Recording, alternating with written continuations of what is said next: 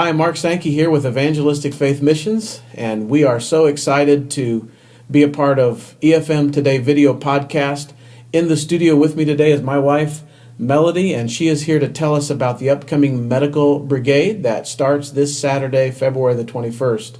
Melodie, you've been on several of these excursions to Honduras with the medical team.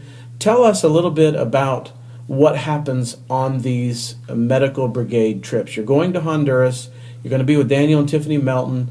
You have how many days, and what do you do when you get there, and how does this trip go?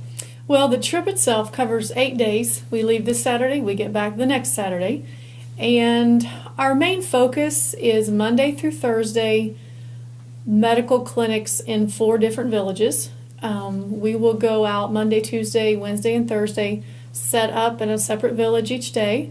We will see patients throughout the day and then return to the compound in San Luis in the evening. That's the main meat of what we do on this trip. So San Luis is in one part of the mountains of Honduras, and then you take every day, Monday through Thursday, tell us about those drives out there. How are the roads, and what does it look like? Well, some of the roads are good, and sometimes it depends on the rainy season. If they've had a lot of rain, which I understand they have this year, there's a lot of mud and a lot of interesting things we may encounter, but the rides are always beautiful. We get to see the Honduran countryside, and there's a lot of fun and excitement every morning as we go out. We are excited to get to the village and set up and see our patients and spend time together.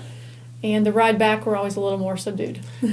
Tired out from, we're tired. from the long day. You see a lot of people. How many people do you see? Normally about 1,000 people during the week, Monday through Thursday. So 250 people more or less every day. More or less. Going through one room. How is it set up? How are the rooms set up? Well, the people line up outside after they are evangelized by our Honduran pastors and the children's worker there in Honduras. So the pastors preach to these people while they're waiting. Right. And then they go in to be seen. Right, that's correct. There's services going on for the adults and for the children, and then when that is finished, they line up and come into normally the largest school room we have available. That's where the clinic is set up. Inside that room, we normally have 5 to 6 stations where we will have a doctor and a nurse sometimes. We also have translators, and that is my main job on this trip, that I translate for Dr. Dave Boardman. This is my 4th time to be able to do that. And so each station has a medical professional, a translator if needed, and we just see the patients throughout the day. We take a small break for lunch to eat a sandwich and get back at it. Normally about 250 people a day. So we come to the close of this podcast. We want to talk about the most important thing, which is the spiritual side of things. Give us an experience that you've had, perhaps, of the spiritual impact that the medical team has on patients who come to be seen for physical things.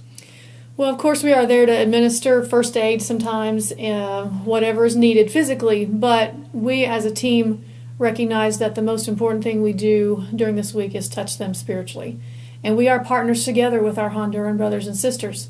They do the main work of evangelizing them, and then we hope to follow up in our stations with anything that we can do to help these people. And you've had opportunity to lead someone to the Lord in your own capacity. Yes, I did. 2 years ago, there was a girl at my station, and the Lord just allowed me to pray with her and see her get saved through the message that she heard from the minister, and then through an item that I had that I was giving out to the people, and I was able to confirm to her that Jesus loved her and had a plan for her life, and she prayed to be saved.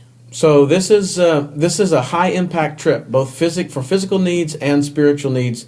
We need your prayers, don't we? Yes. Yes. So please pray for Melodie and the rest of the team. I think 18 people are going this year.